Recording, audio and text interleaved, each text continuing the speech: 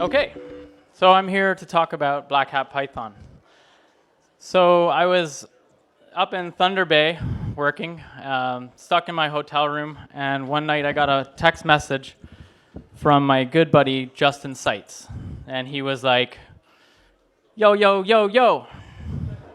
And I was like, yo, because we're cool, we talk that way. And he was like, big news, man. I'm writing a new book. And I was like, cool, because his first book was really awesome. And he was like, want to be a tech reviewer? And I was like, what the fuck is that? And he's like, well, it's where you read the book, fix all my code, and don't get paid for it. And I was like, YOLO, because sometimes I text like a 12-year-old girl. Fast forward to about a month ago. Fast forward to about a month ago, and he was like, okay, we're done. And I'm like, thanks, sweet Jesus. Because to No Starch's credit, they did end up paying me and the other tech reviewer, but holy crap, that was a lot of work. So the book is at the printers right now, and it's going to be available in a couple weeks. But I wanted to take this opportunity to get you guys, if you don't know Python, maybe thinking about learning it, or if you know it, maybe using it more in pen testing for stuff you hadn't thought of before. So these are some of the examples from the book that I thought were really cool. So first, the obligatory why Python slide. I think we've been over this, but it is really powerful. And I think that some of the power comes from the simplicity of the language, right? You're not stuck worrying about like semicolons and wrapping everything in squiggly brackets or dollar signs in front of the variables. So that lends itself really well to being able to, when you run into a problem, quickly write up a new tool just on the spot to solve that problem. Okay? It's cross-platform. It runs on Windows and everything else.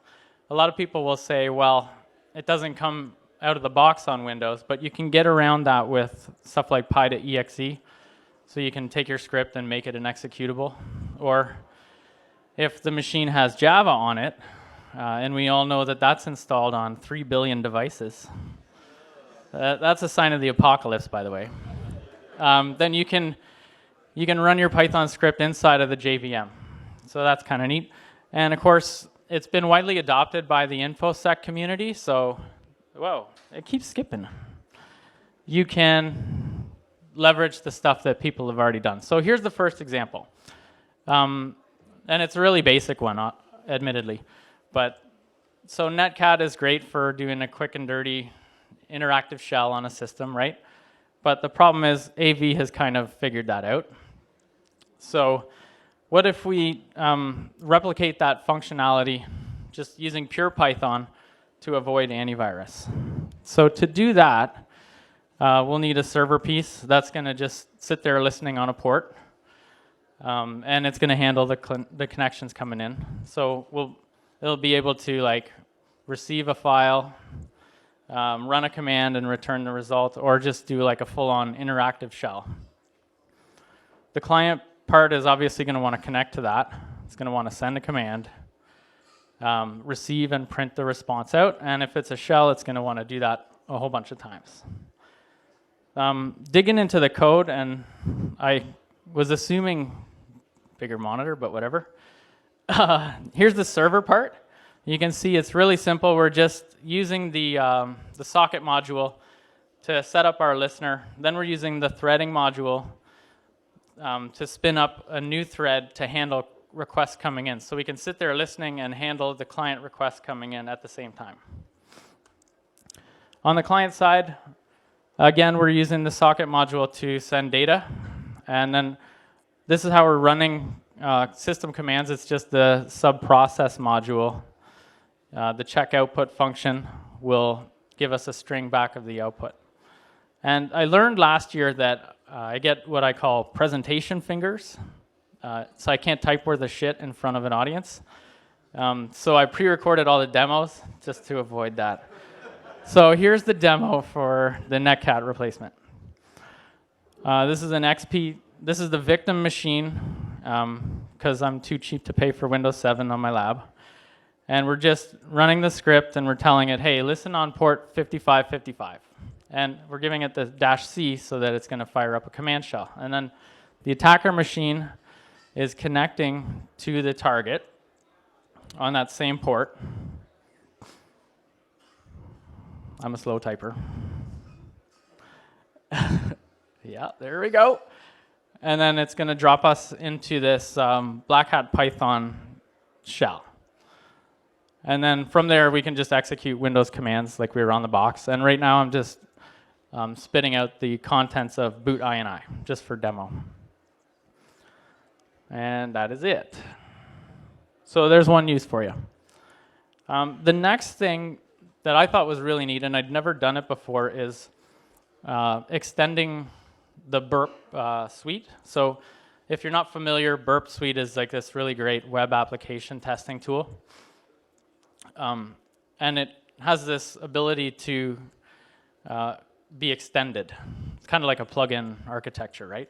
And because it's Java-based, I didn't realize that you could write your modules or your extensions in Python, but you actually can. So for this example, what we want to do is take all the stuff that's gone through Burp, take all the web, like the HTML content for a website, and turn that into like a password list that we can use to like crack passwords. So the idea is, if you're testing an organization, you just spider out their website and this will turn it into a password list. Of course, there are other tools that will do this, but if you're already working in Burp, it makes sense to do it here.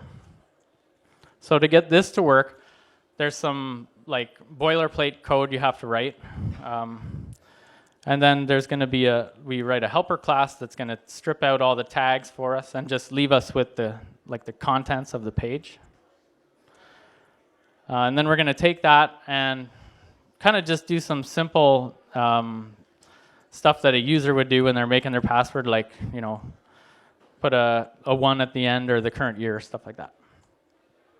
And then just some other points. You have to tell Burp where your Jython jar is. Well, I'll show you that in the demo. And I got stuck on this in Kali. It runs Burp with Java 6. You don't want that because Jython doesn't operate that way. So you got to run it under Java 7, but that'll be in the demo part too. So for the code, you can see at the top 2 lines, we're just importing stuff from the Burp API. So every extension needs to implement the Burp extender interface. And because we want a context menu, like when you right-click on something in Burp, we want our extension to show up in that list. So we're also importing the context menu factory. The bottom 3 lines are actually, we're importing Java packages. So we're importing from Swing so that we can deal with the UI and some other stuff. But the reason we're able to import Java packages is because we're running in Jython and not Python. And Jython is like a Python implementation in Java. So you have access to both Python modules and Java packages. This is the boilerplate code that I was talking about. So we got a class here that's what do you call it? Inheriting from Burp extender and context menu factory. And then the second line there that's highlighted, we have to define this function called register extender callbacks. And that is our way of like telling Burp, hey, we're ready to rock. Yeah, this is the small helper class that's going to rip out all the tags and leave us with just the straight up website content. So it's inheriting from HTML parser. And the way it works is you just write these functions that get called every time it's reading the HTML. And we'll take the comments, like developer comments, right? Or the words on the page, and we're just going to jam them into a list for later. And this here is a really simple mangling function. It's just going to tack some stuff on the end of the words that we find, or it'll capitalize the word and then do the same thing, tack more words on. So here's the video of that. So the first part of this is me trying to remember the path to Java 7 on my Kali Linux box. So I'm just looking through my history. Hey, there it is. Cool.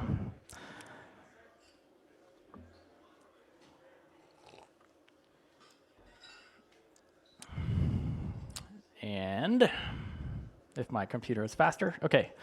There's burp. So I'm just making sure that the traffic I'm sending through my browser is actually going through the proxy.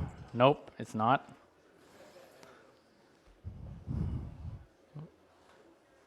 Now it is. Cool, there it is. So first thing is once that's happening, we spider the whole website. So we make it crawl everything and get all the HTML pages, right? And I'm just sitting here waiting for that to be done. Okay, and then after that's done, now we're going to go to the extender tab, very top right there.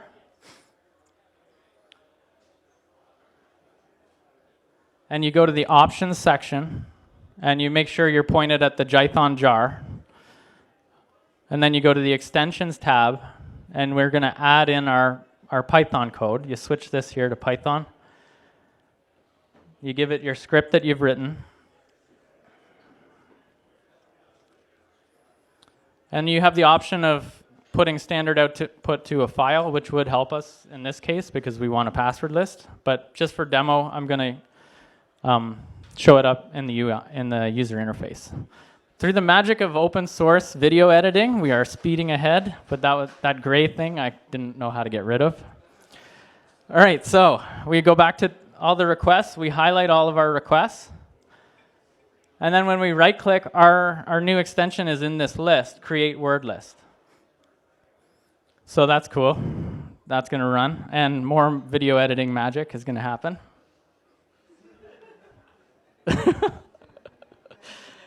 All right, and we're back. OK, so now we're at the extensions tab again. And you can see very bottom of the screen, when we go to the output tab, it's going to give us the output from our extension. And you can see very bottom, it's created this password list for us. So it's kind of neat, kind of cool. But you can do lots with burp and Python if you're so inclined. OK, for the third example, Justin had this idea for command and control using GitHub. Because GitHub, like if you're writing Trojans, as he often does, one of the problems you're going to struggle with is like, hey, it's out there, but I want to update the code, right? So what's really good at updating code? Well, Git's a way to push code, right? So let's use GitHub as a channel for command and control. Pretty cool idea. To make that work, you're going to have to write a Trojan that can talk to GitHub. It needs to pull down its commands, run them, and then push back the data that it's gathered from the victim host. We want it to be modular, so like you can have certain commands for certain machines, and even the commands for those machines, it's not going to download some command that it doesn't need, right? So all the commands are modular. And the really neat part is we have to hack Python's import functionality so that it will be able to, when it's trying to import a module, we jump in and we go get it from GitHub, right? So that's a really neat feature of this.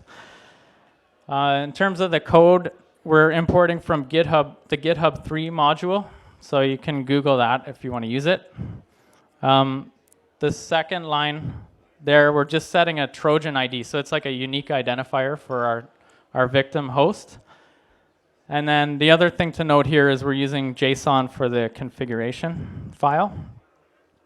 This function is for connecting to GitHub. So you basically just give it a username and password, and then you tell it what repository you want to access and the branch, and that's it.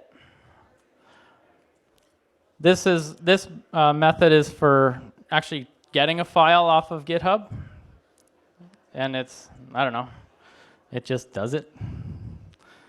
The top one is the config file, so it's pretty simple, but it lists like the commands we want the Trojan to run. So the top one is, okay, a directory listing, and the second one is just give me all the environment variables. And the bottom listing here is just the one that spits out the directory stuff. And this is the meat and potatoes of the kind of stepping in and getting Python to import our own code. So basically, the way it works is the Trojan is going to want to import one of our modules, like directory lister. But that's not in the built-in Python install. So we can kind of insert ourselves in the process and get called. So when the interpreter is looking for the module, it'll end up asking us, hey, do you know where this module is? And we go out to GitHub and grab it and then bring it down. And it gets imported and the interpreter runs it. So it's kind of powerful, pretty cool. And so this is the demo for that. So this is the victim again.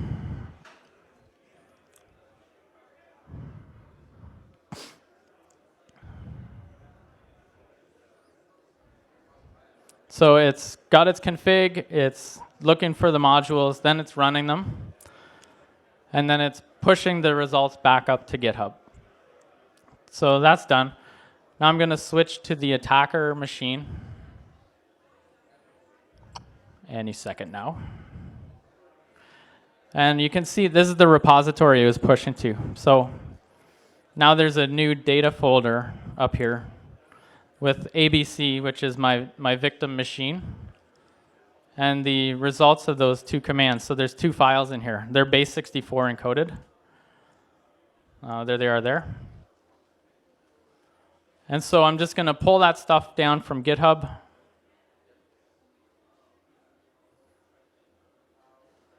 Type faster, Dan. Okay, there it is. And then just real quick, hopefully quick, I am going to base64 decode that stuff and just spit it out so you can see it.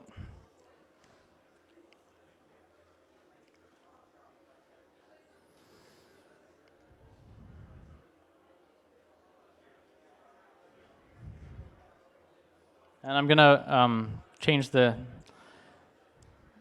commas to new lines just for visibility.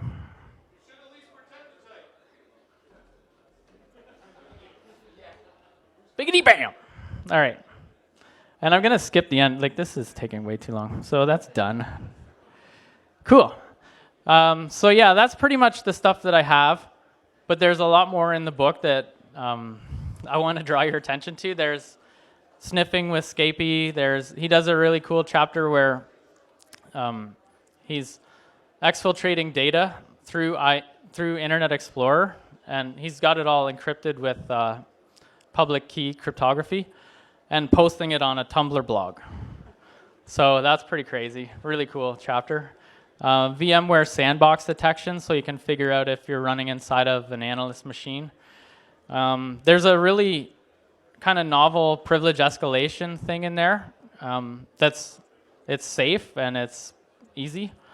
That's neat. And then the last chapter, he's backdooring virtual machine memory. Like, he's injecting shellcode into snapshots of a virtual machine's memory, which is pretty sick.